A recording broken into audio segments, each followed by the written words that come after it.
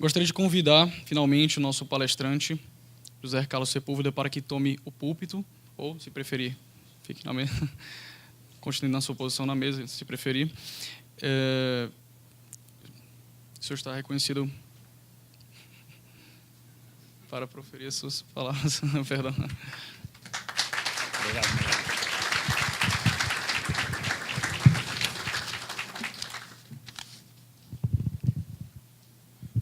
Alteza Imperial e Real, Dom Bertrand de Orleans de Bragança, Alteza Real, Dom Gabriel e senhoras e senhores, é uma alegria grande poder falar aqui e vou tentar fazer a minha palestra exatamente conectando os dois temas, monarquia e conservadorismo, o que foi uma ideia partida tanto do pessoal do Grupo São Tomás Mores como do Dr. Juvenal da Arruda Furtado, presidente do Círculo Monárquico de Fortaleza.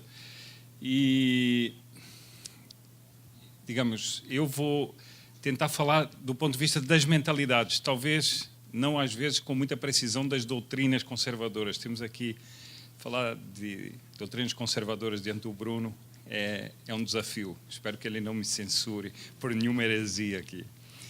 Bem, eu começaria pelo seguinte.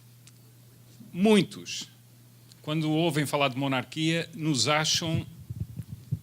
uns nos acham retrógrados, outros nos acham saudosistas e outros, assim, os mais leves, nos acham sonhadores. Esses tipos são sonhadores que querem um negócio assim do passado, etc. A isso eu já responderia o seguinte: realmente a monarquia pode ser um sonho, mas a república certamente é um pesadelo de todos os dias, parafraseando um grande monarquista que deu essa fórmula. Mas a palestra do Diogo Galhardo mostrou bem que as ideias monárquicas não são desligadas da realidade. Pelo contrário, ele nos deu aqui uma palestra concreta sobre a realidade do Brasil de hoje, sobre o absurdo das instituições republicanas que substituíram instituições sábias da monarquia. Não quer dizer perfeitas, quer dizer sábias, que podiam ser aperfeiçoadas. Foi o que ele nos disse aqui. E ele mostrou por A mais B por que a república é desastrosa nas suas instituições. Bom, eu também pretendo dar uma palestra que mostra exatamente como a monarquia é uma resposta a uma crise real das sociedades, das mentalidades, inclusive a essa crise que o Brasil atravessa. Só que, talvez de um ponto de vista um pouco inesperado. Mas eu quero mostrar o seguinte: a monarquia é essencial, a restauração da monarquia é essencial não apenas do ponto de vista político, econômico, mas também das mentalidades e das sociedades. Eu remonto aqui a um fato ocorrido em 1952, quando o rei Farouk, do Egito, foi derrubado por um grupo de jovens militares, foi derrubado do poder. E ele disse uma frase que era entre uma espécie de profecia e uma coisa jocosa. Ele disse o seguinte: em poucos anos, isso em 1952, em poucos anos, no mundo vão sobrar 5 reis. O rei de espadas, o rei de ouros, o rei de copas, o rei de paus e a rainha Elizabeth. Realmente, eram palavras sábias naquele tempo. Parecia que o mundo caminhava para isso.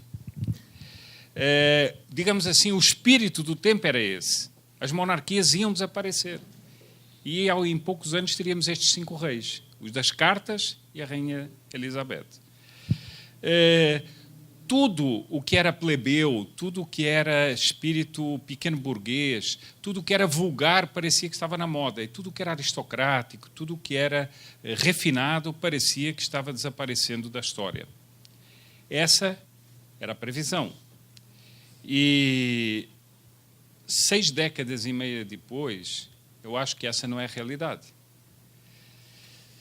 6 décadas e meia depois, num país do novo mundo, como o Brasil, há jovens que saem às ruas com a bandeira do Império, desse que devia ter sido eliminado, ou que já tinha sido eliminado pela República, e jovens saem às ruas com a bandeira do Império. 6 décadas e meia depois, jovens do Brasil entram nas universidades, arvoram os símbolos imperiais e, como disse há pouco o Lorival, numa sessão que ia ser para 50 pessoas e que foi para 500 sob conservadorismo, muitos apareceram com bandeiras do Império. Bem, isso, não sei se notam, é o contrário dos ventos que eram anunciados como os ventos da história. 6 décadas e meia depois, nós estamos aqui com a presença de 2 príncipes em Fortaleza, no famoso Nordeste que a mídia gosta de apresentar como impregnado pelas ideias progressistas. Nós estamos aqui fazendo um encontro monárquico conservador. Isso mostra que os ventos da história não eram como o rei Farouk achava que eram. E, ao fim deste tempo todo, há muito mais do que 5 reis ainda. Então, é exatamente isso que eu pretendo analisar assim aqui. Que fenômeno é esse? E esse fenômeno é um fenômeno só brasileiro ou é um fenômeno mais amplo? Eu encontrei, há dias atrás, numa edição recente da revista Paris Match, um editorial escrito com aquela precisão francesa pelo diretor Olivier Royot, em que ele trata exatamente desse assunto. Ele é tão resumitivo da ideia que eu tinha para essa palestra que eu tomei a liberdade de pegar as palavras dele, lê-las aqui, algumas das ideias dele, porque eu acho que são muito interessantes e têm a vantagem de ser escritas por um francês, que tem aquela capacidade resumitiva que todos lhes invejamos. Só para ter uma ideia, ele diz o seguinte, ao tratar deste assunto, ele diz o seguinte: eu estou tratando de um fenômeno contemporâneo. Há um fenômeno que precisa ser analisado, e esse fenômeno ele o trata no editorial. Então, eu resumo 4 ideias principais dele.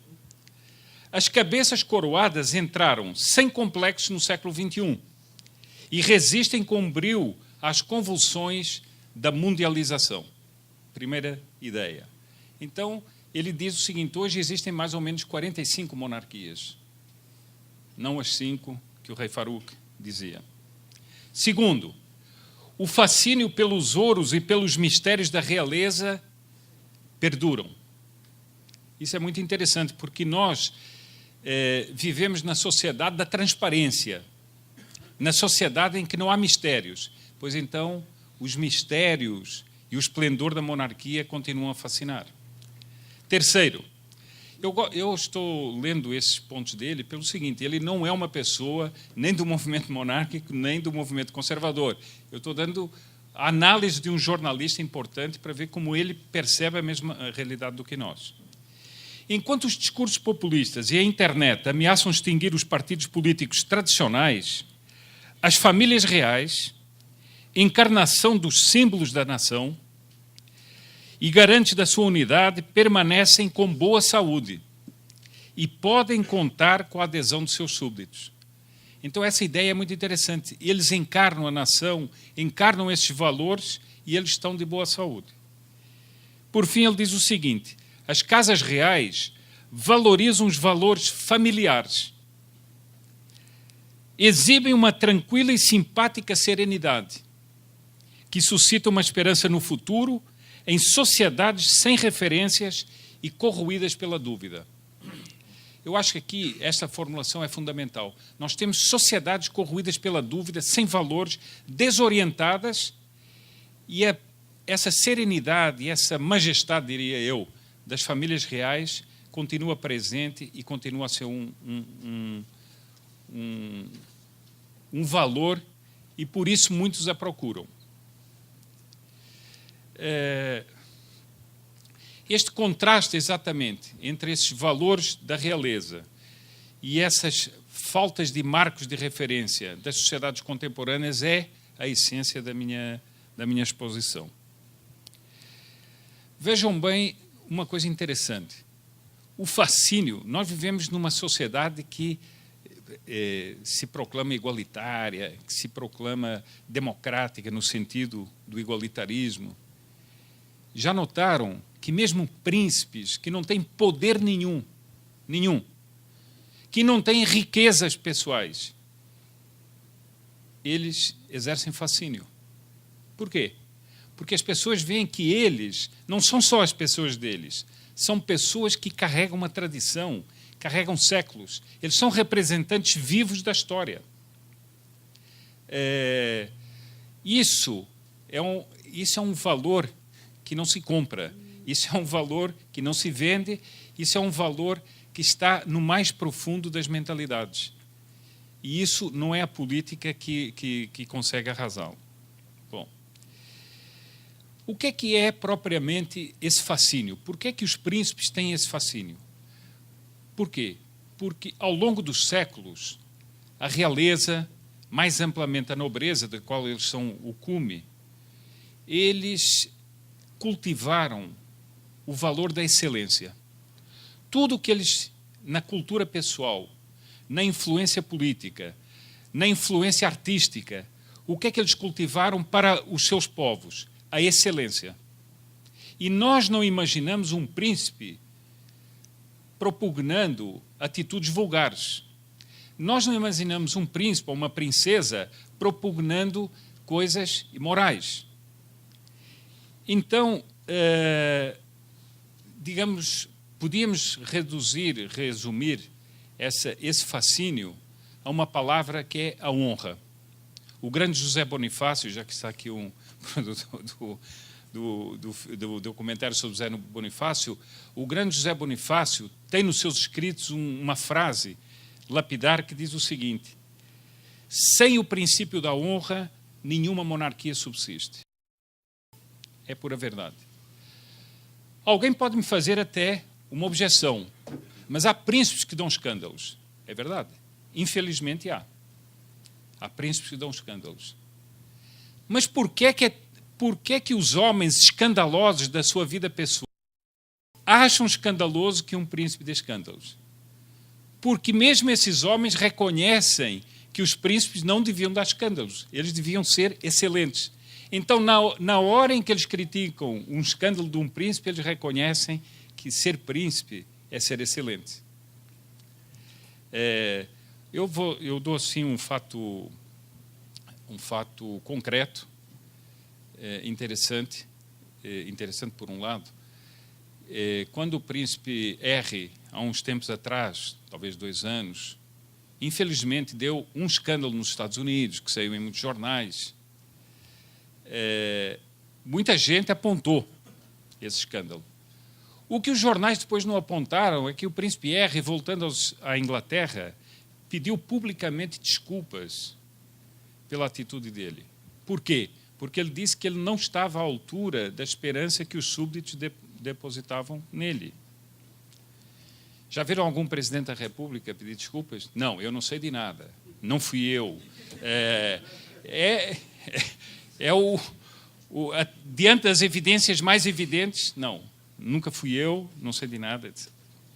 Eu gostaria de dar mais um exemplo interessante do que é a força pessoal de um príncipe. Estou dando esses exemplos porque acho que assim nós podemos discernir melhor do que eu estou falando.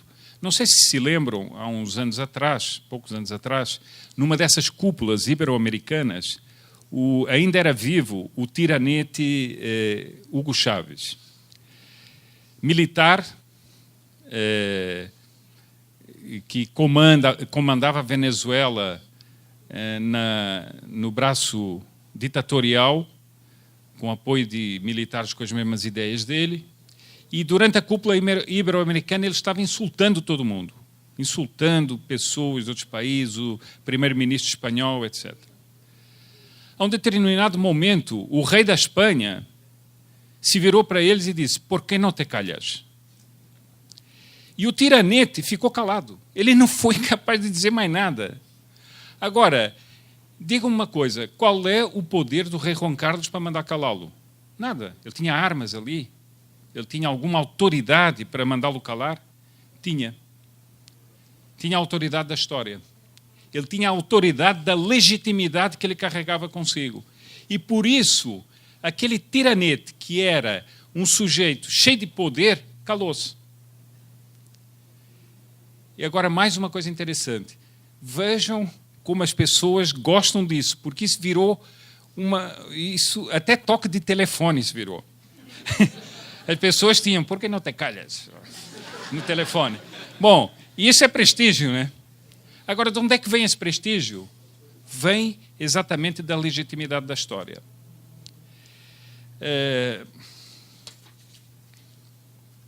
Bom, eu quando estou defendendo aqui assim essa restauração da monarquia, gostaria de fazer aqui um parênteses. Não estou fazendo uma ideia infantil, que é o seguinte, que eu podia chegar aqui e dizer o seguinte, olha, a República é péssima, as instituições são péssimas, etc. Restaura a monarquia que está tudo resolvido.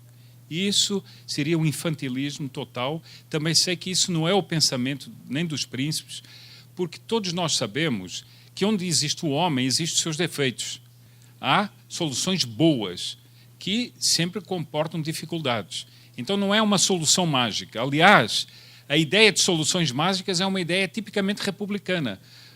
Façam o percurso, é só ler o livro do Bruno Garchagen, que vem isso. Nós temos o caminhar, digamos assim, de salvador da pátria em salvador da pátria. Esse é o caminho da República. Este não deu certo, não, vai haver outro. Vai haver outro. Já está despontando, já está aparecendo o outro que vai ser a salvação da pátria. E a República vai caminhando com essas esperanças vãs e absolutas. A monarquia não é isso. A monarquia é um conjunto de instituições. É um conjunto de ideias. É um conjunto de princípios. Bom, então, eu passo agora... Eu falei um pouco da monarquia, do fascínio da monarquia. Eu passo agora à segunda parte da minha exposição, que é o seguinte. O que é que caracteriza a crise que nós estamos vivendo no Brasil? É nisso que eu vou... essa segunda parte, digamos assim, seriam os dois pressupostos da minha exposição. O que é que atinge hoje mortalmente as sociedades, atingiu a sociedade brasileira e atinge a sociedade brasileira e atinge também outras sociedades? É o que nós podemos chamar, e por isso está no título da minha palestra, o multiculturalismo.